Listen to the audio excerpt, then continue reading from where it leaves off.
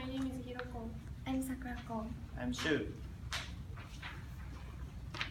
Can you imagine being one of 17 children in the same family, born right in the middle as number 8? That was Elizabeth. We know her as Betsy Rose. Betsy finished school at age 12.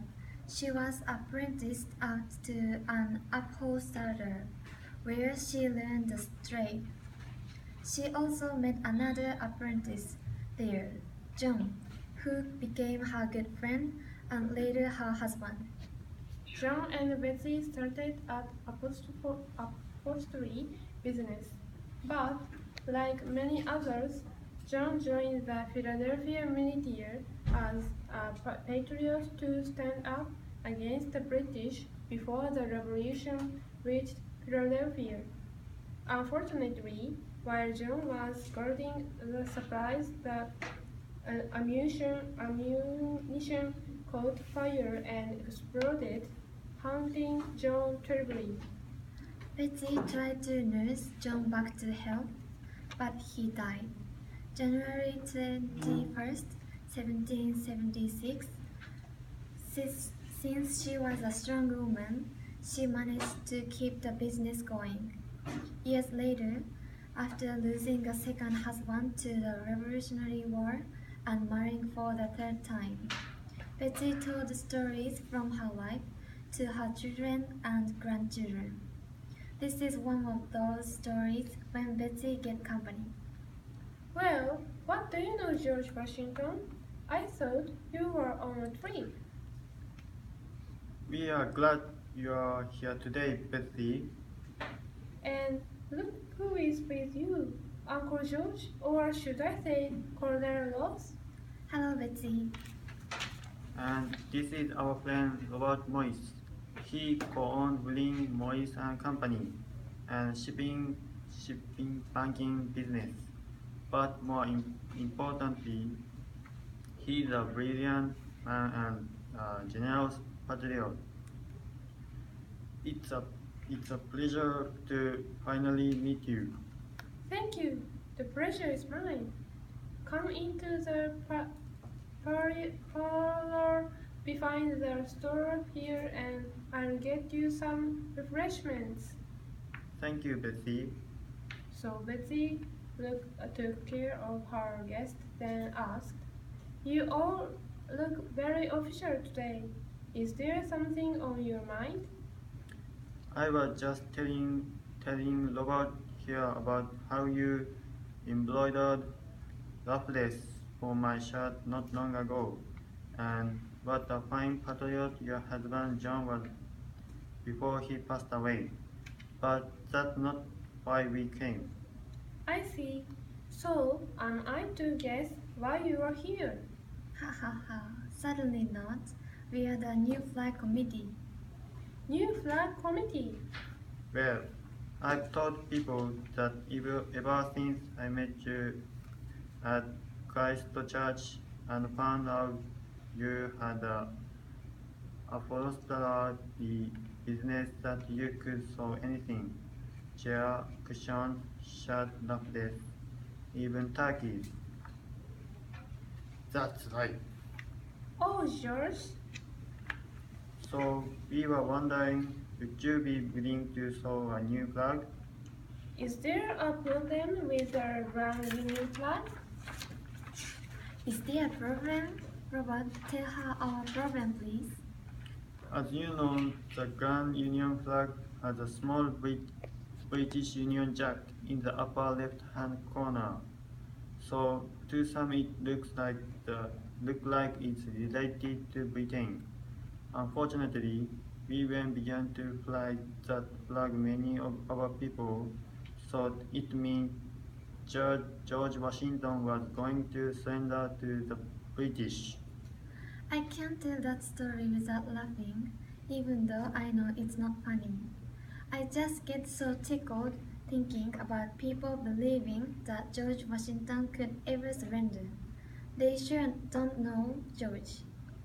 Thank you, I think. You're welcome, my friends. So, We knew we needed a new flag and we need it soon. George suggested you might sew us a new flag. I've never made a flag before, but it can't be much harder than some of the fostering or other sewing I've done. Maybe it will be more interesting. What did you have in mind? I have suggested drawing here from Francis Hopkinson.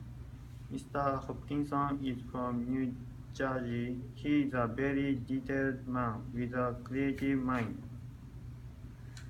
George Washington removed the drawing from his coat pocket and placed it on the table for Betsy to see. What do you think about the drawing, Mrs. So-and-so?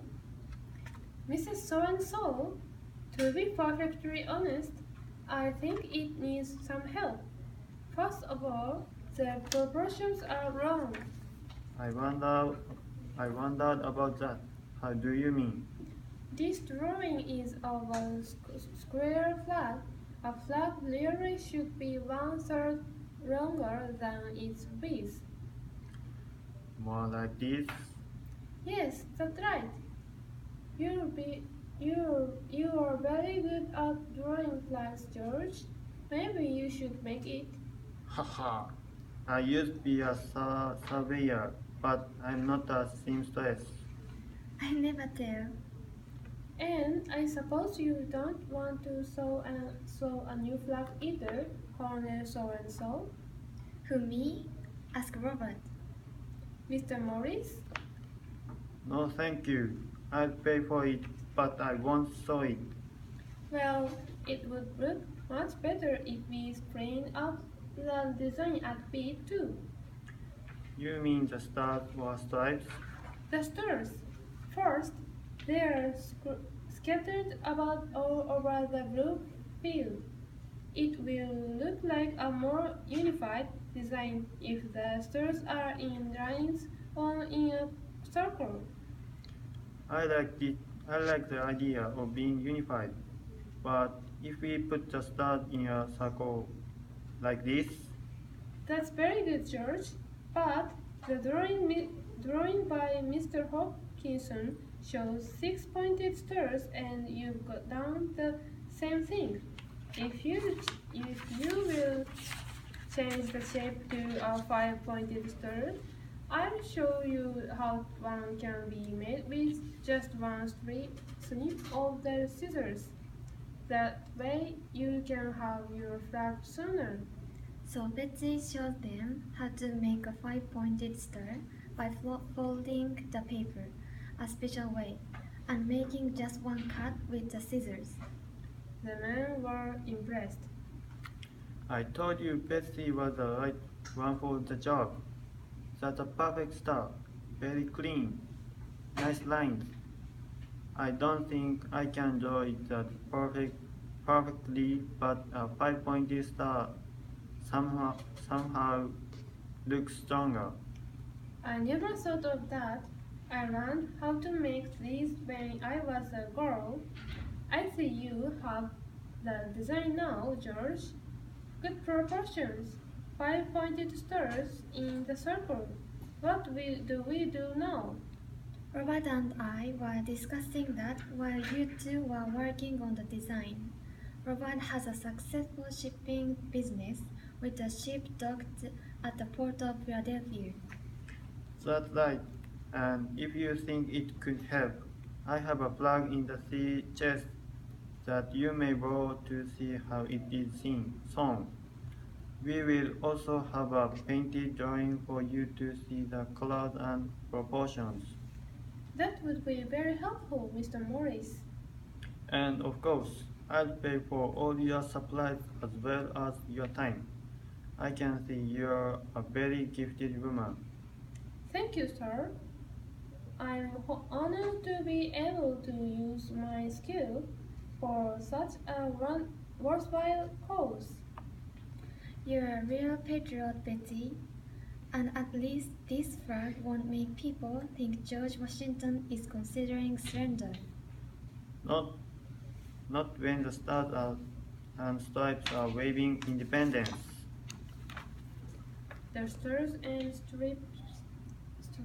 stripes did wave independence proudly.